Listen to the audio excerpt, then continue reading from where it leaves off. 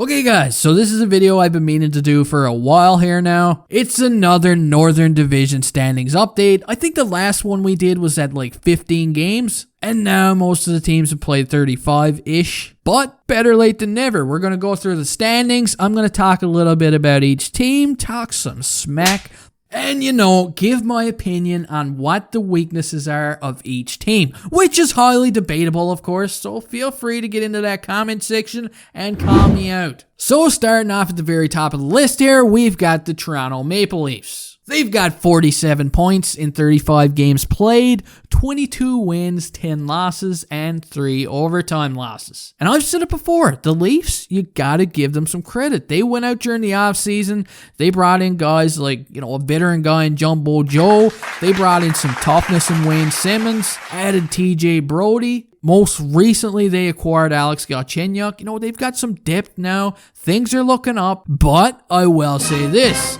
Leaf fans probably won't like it, but if I'm going to nitpick a little bit about the Leafs, I'm going to talk about their goaltending. Now, while I think the Leafs have a good team and they're going to be good in the postseason this year, I just don't trust Frederik Andersen. I don't know what it is. I wouldn't have much faith in this guy if I was a Leaf fan. And while Jack Campbell has looked good, I'm just not sure if I want to sit in that train and buckle myself in and feel comfortable at the moment. They really need a reliable goaltender. Yeah, it's hard to find, and goaltenders are streaky, but I just don't trust Frederik Andersen, okay? God, leave me alone. Now moving on to second place in the Northern Division, we have the Winnipeg Jets, and they've got 46 points in 36 games played, 22 wins, 12 losses, and 2 overtime losses. And this is a team that I could actually see move up to first place and potentially even stay in first place in the Northern Division. I don't know why, I just got good vibes from Winnipeg right now.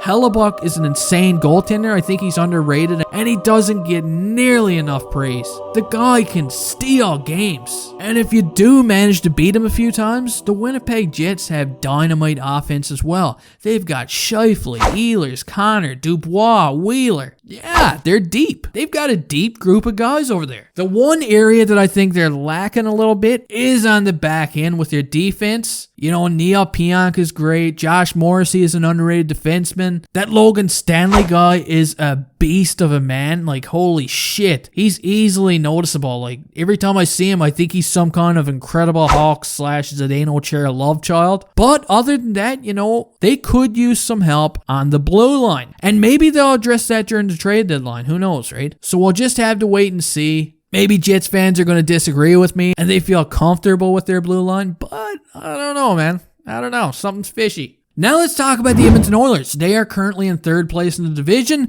They've got 45 points in 36 games, 22 wins, 13 losses, 1 overtime loss. They're sitting 2 points behind the Leafs in first and just 1 point behind the Winnipeg Jets in second. And I think the big change this year for the Edmonton Oilers is their defense. Like, Darnell Nurse has been lights out good, like scoring big goals, man. He's really hitting his potential back there. And also Tyson Barrie has come in and he isn't missing a beat alongside Nurse. Like, they arguably have 2 potential runner-ups for the Norris Trophy. There's arguments to be made about both guys. And then up front, they've got Connor McDavid, who already has over 60 points this season, and Leon Draisaitl is right behind him. I think he has like 54 or 55 points himself. So yeah, not a bad couple of guys there, but I think the Edmonton Oilers right now, God, this is going to piss these guys off. But I'm going to say it anyway. I think down the wing, these guys are a little weak. I just don't feel like there's enough skill on the wing of this team. And I know Mike Smith has looked good in most of the games that he's played this season for the Oilers, but I just don't feel overly confident in Mike Smith. I don't know why, I just don't. And from the sounds of it, it wasn't too long ago when the Oilers fans themselves didn't feel overly confident in Mike Smith. So there you go, right? I mean, that's just how I see it. Now moving on to fourth place, we have my beloved Habitants. And in 31 games played so far this season, they have 37 points,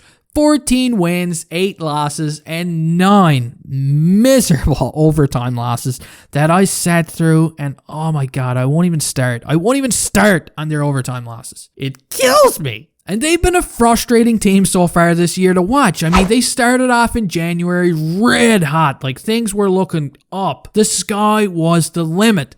And then in February, they just, in typical Habs fashion, they just said, hey, let's just hit the shitter now. Fuck it. And it wasn't fun at all. Holy shit.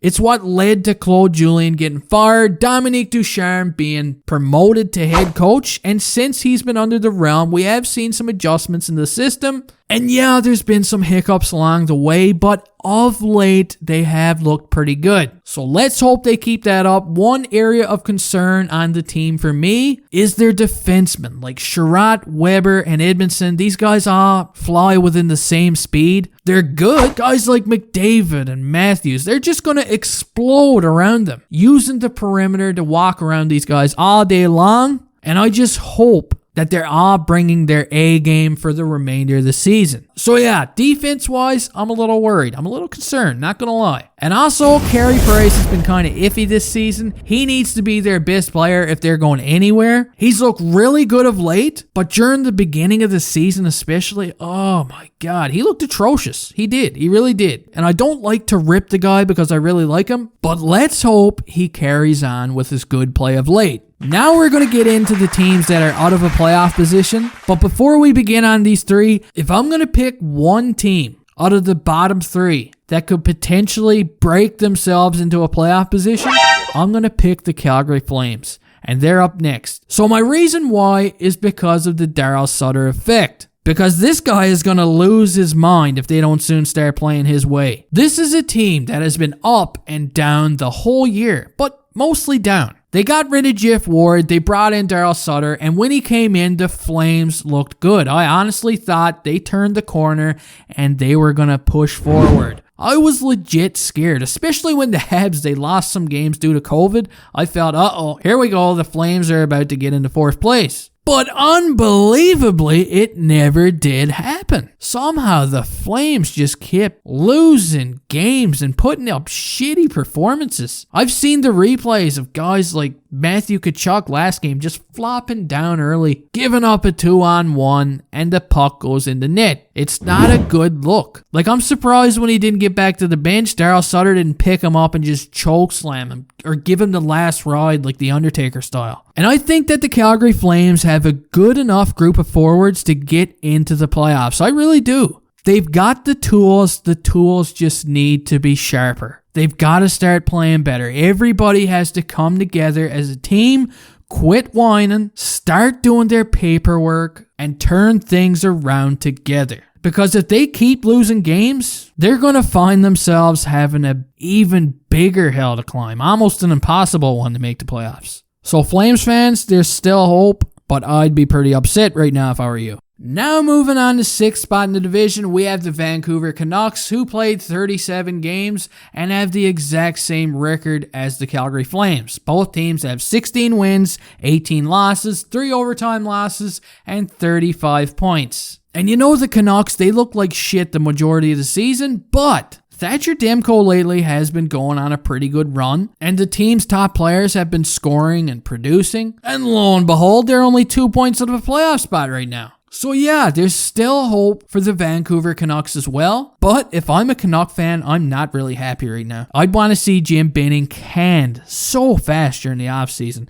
The guys that he let go during last offseason are all playing decent, right? I mean, Tyler Toffoli has 18 goals, and this guy loved it in Vancouver. It seemed like he wanted to stay. Oh, tough choices, tough. Just some rough shit for these guys. And in last spot in the division, we have the Ottawa Senators, who in 36 games have 28 points, 12 wins, 20 losses, 4 overtime losses. And these guys are playing spoiler for a lot of the other teams, especially like the teams that are making the playoffs. And then they sneak into the Bell Center and they give the Habs an ass kicking. And then they go over to Toronto and they kick their ass too. The Senators always play good. I don't know what it is. Everybody thinks that they're a shitty team. And yeah, they're last place in the division, but these guys play hard. They do. I think that they're going to be selling off some players at the deadline here, but I think in a few years, they're going to have a very competitive team. The Carlson trade is starting to look good, right? I mean, what they got in return is like starting to beef up all the time. And Carlson in San Jose has been like yeah, I wouldn't be losing any sleep right now over Erik Karlsson if I was a Sens fan, that's for sure. And I think they're rebuilding the right way. But if in a few years something happens and players start wanting out and things aren't looking good, their fans are gonna lose their minds. Anyway, guys, that's it for this video. If you guys like it, hit that subscribe button. I'll be here talking about hockey every single day on this channel, and you don't want to miss it. And if you have some thoughts on the roasting of every team that I did, somewhat of a roast, right? Let me know what you think in the comment section.